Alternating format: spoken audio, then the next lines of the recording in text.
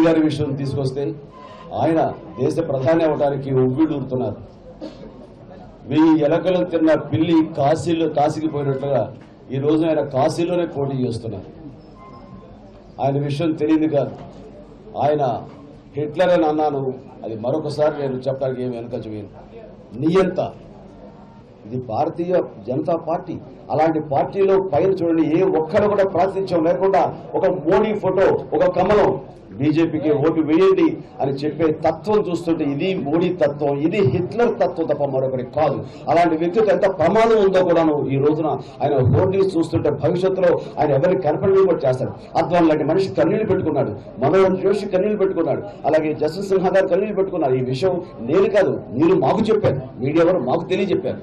అలాంటి మనిషి నిజంగా వస్తే కనుక రేపు పొద్దున వాళ్ళ లీడర్స్ ఇప్పుడు కన్నీళ్లు పెట్టుకున్నారు, రేపు పొద్దున ప్రజలు కూడా కన్నీళ్లు పెట్టుకుంటారు. కాబట్టి ఇవన్నీ కూడా ఏంటంటే మోడీని డైరెక్ట్ గాను ఇండైరెక్ట్ గాను ఎవరైతే మద్దతు ఇస్తారో అలాంటి వాళ్ళందరూ కూడా ఆలోచించాల్సిన సమయం ఇది. అందుకనే చెప్పకనే చెబుతున్నారు, ఇది వారికి కూడా తెలుసుకోవాలి.